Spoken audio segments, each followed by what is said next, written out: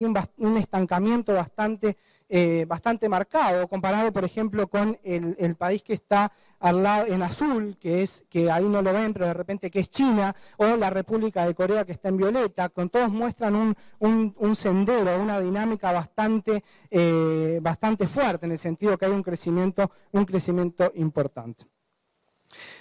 Ahora, una de las cosas que tenemos que considerar, porque muchas veces decimos, no, sí, bueno, hay que aumentar lo que es la inversión en investigación y desarrollo. Sí, aumentemos la inversión en investigación y desarrollo, pero para eso es importante considerar el rol que tiene el sector privado o el sector empresarial al respecto. Otra de las diferencias importantes marcadas entre lo que es América Latina y países desarrollados es que los países desarrollados tienen el mayor peso de la inversión en investigación y desarrollo, lo hace el sector privado, y mientras que en América Latina lo hace el sector público. Entonces, en ese sentido, hay que tratar de ir avanzando también hacia un compromiso mucho mayor por parte del sector privado. Para eso, obviamente, que hay que generar los mecanismos, los incentivos necesarios para lograrlo. Acá, justamente, el tamaño de la circunferencia lo que muestra es la intensidad de la inversión en investigación y desarrollo, y por un lado en el eje de las Y está el porcentaje que invierte en las empresas, mientras que en el eje de las X está el porcentaje que invierte el gobierno, y obviamente las esferas más chicas son los países de la región y se encuentran justamente más posicionadas a la derecha y en la parte inferior, mostrando que obviamente que hay un posicionamiento o un peso relativo mucho más importante del sector gobierno más que del sector privado. Esto que vemos a grandes números lo vemos también al nivel de la firma, cuando analizamos algunas encuestas que nos muestran cuál es el comportamiento a nivel micro, ¿sí?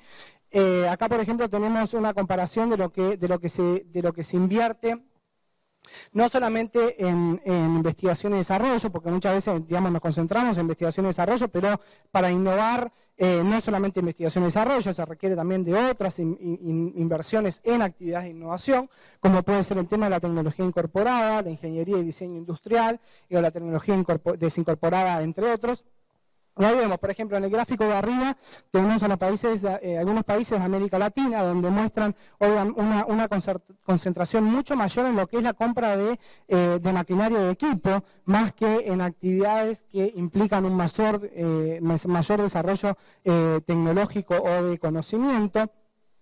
Y abajo tenemos algunos países OECD, donde justamente muestran que el peso que tiene el gasto en investigación y la inversión en investigación y desarrollo es mucho mayor, y esto obviamente se traduce también, o tiene que ver, vamos a ver, un poco con cuáles son las estructuras productivas de los países. Una tabla que puse ahí porque me parecía interesante, es que es demostrando un poco algunas de las cosas que decíamos. Esto nos permite ver, por ejemplo, a nivel de la firma, qué es lo que pasa con las empresas que realizan determinadas actividades de innovación. Esto es un ejemplo para el caso de Brasil.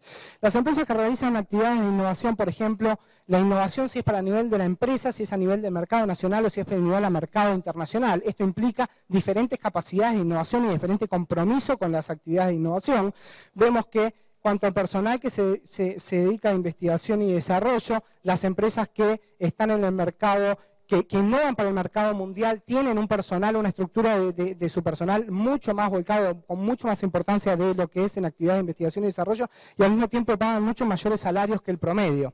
Entonces eso es un indicador que justamente desde el punto de vista de la redistribución es algo importante.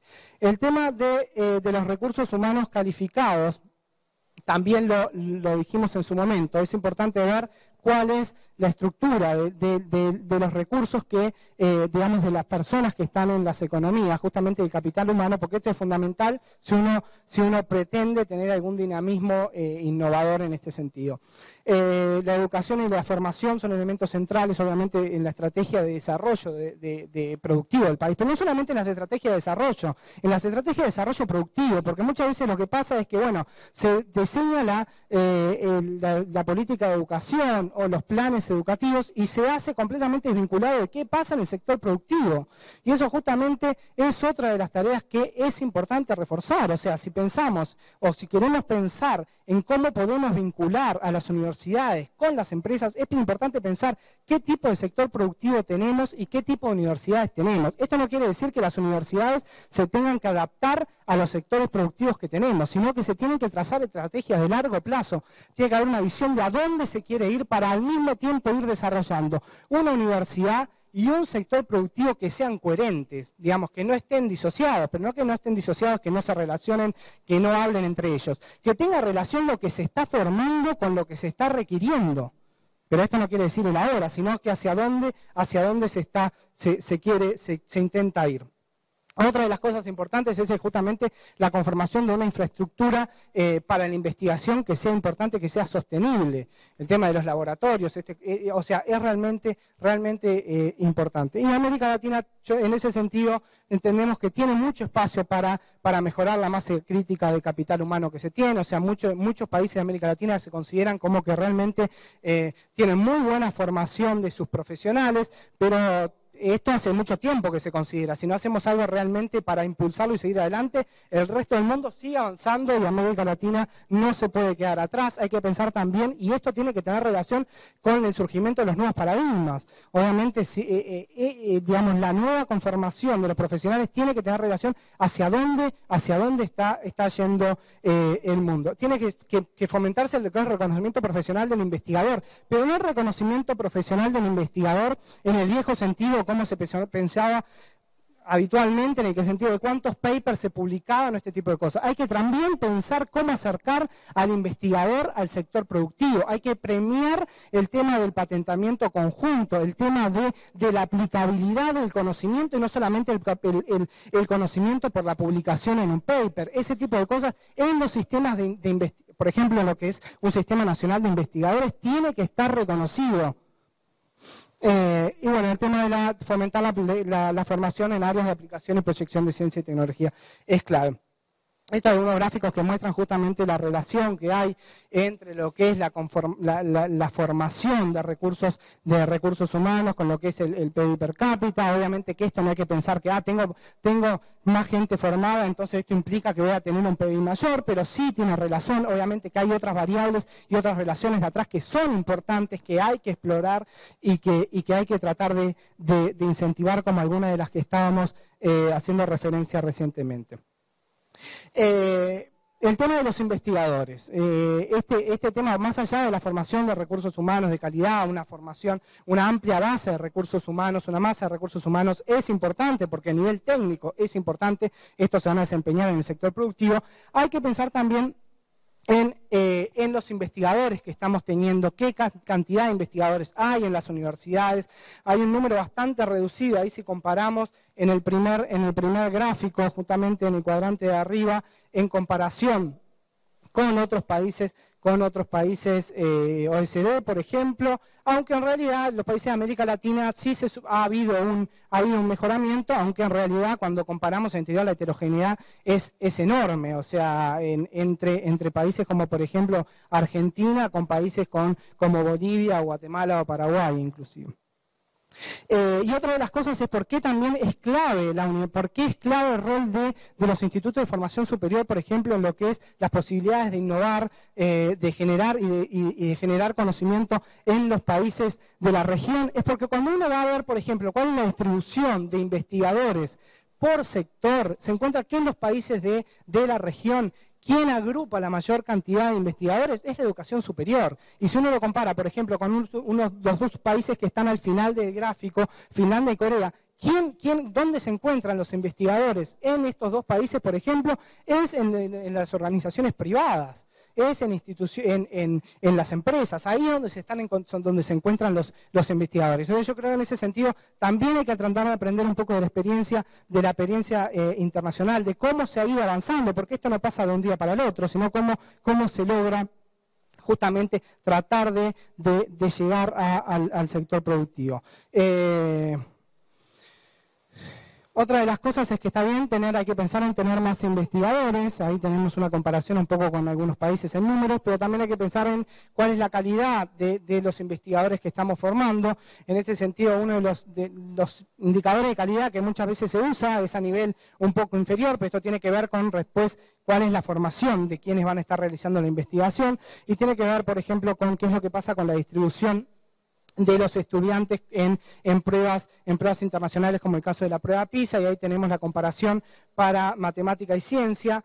De los últimos países, es decir, tenemos la distribución de acuerdo a los rankings, y de los últimos países, obviamente hay muchos países de la región, tenemos a México, Argentina, bueno, tenemos varios países de la región donde en realidad no llegan a los niveles mínimos de la prueba PISA, mientras que del otro lado sí tenemos países como economías emergentes o Finlandia o este tipo de economías que están bastante por arriba en indicadores de calidad.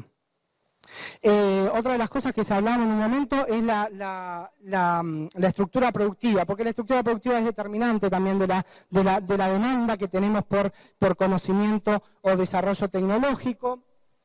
Lo que vemos es que vamos a ver que hay un estancamiento en la productividad de los países de América Latina respecto a Estados Unidos, y esto ya lo hablamos. Se mantiene una especialización productiva concentrada en pocos productos y bajo esfuerzo, que está relacionado con un bajo esfuerzo innovador, y la dinámica del patentamiento, yo creo que todos la tienen clara, es que hay un bajo nivel de patentamiento, y sobre todo quienes patentan son los extranjeros. En las oficinas nacionales quienes patentan son los extranjeros y en relación a los nacionales. En cuanto al uso, bueno, estos son los gráficos justamente que muestran esto, el tema del uso de la propiedad intelectual como mecanismo para impulsar la innovación. Acá, bueno, estamos acá justamente, yo creo que estos días van a ayudar a pensar cómo se puede avanzar en este sentido. Y por ejemplo, es interesante cuando comparamos dos países como Chile y México con Corea o China en un periodo de tiempo, donde vemos, por ejemplo, cómo, por ejemplo, en el caso de China hay un patentamiento mucho mayor de los nacionales hoy por hoy de lo que había, por ejemplo, en el 99. Entonces, en ese sentido también es importante ver qué estrategia se fue impulsando para lograr esto, y los países de la región tienen un patentamiento mucho menor. Y si comparamos el 60 con el 2009, mientras que hay un grupo de países asiáticos, sin Japón, en lo que es patentamiento, no es PTO, tenía un nivel de patentes menor que a los de América Latina, hoy por hoy realmente la situación se revertió completamente. No tengo más tiempo, voy a pasar directamente a las conclusiones. Sí, los títulos, yo creo que el caso, como decíamos, en cuanto a los modelos de política, es importante pensar cómo se ha avanzado. O sea, es importante el apoyo de diferentes instituciones, de diferentes ministerios. O sea, en ese sentido también yo creo que el gobierno, las agencias de gobierno tienen mucho para hacer. Hay debilidad en el diseño y en la implementación y en la gestión, y hay una baja sincronización entre estrategia de desarrollo productivo con la política de innovación, aunque se está revirtiendo. Acá son algunos de los elementos que se consideran claves para definir los incentivos para innovar. Pero esos no son los únicos, hay importante también pensar en los mecanismos de apoyo a la transferencia tecnológica. Ahí hay algunos tipos de interrelación que hemos identificado y algunos canales que son importantes para lo que es vinculación o para relacionar universidad-empresa. Ahí justamente abajo yo les puse un link donde se tiene acceso a un documento que elaboramos el año pasado, que muchos lo tendrán, ya lo conocerán, que es justamente este que tengo en la mano, que muestra un poco de cómo se puede facilitar la vinculación entre universidad y empresa y cuáles son algunas de las políticas claves para lograrlo en los países de la región. Una de las cosas que se identifica fundamental, y creo que por eso también se está acá, es el tema de la habilidad de los canales comerciales y de las normas de apropiabilidad. Y en cuanto a las conclusiones, vamos a pasar solamente esta, que se identifican desafíos para la política de apoyo a la innovación. Uno es el aumento de la inversión en investigación y desarrollo, sobre todo en estimular lo que es el sector privado y las empresas, no solamente el tema de impulsar la investigación y desarrollo. La formación de recursos humanos de excelencia, obviamente esto que tiene que ir de la mano con políticas. Por eso es importante lo que decíamos y tiene que ver con lo que viene después, que es la coordinación entre diferentes políticas. Tiene que estar coordinada la política de innovación con la política de educación, con la política comercial, porque esta es otra de las cosas importantes, sobre todo en países pequeños. Si producimos algo, es importante saber y estar seguros que esto va a tener determinada colocación o posibilidad de acceder al mercado internacional.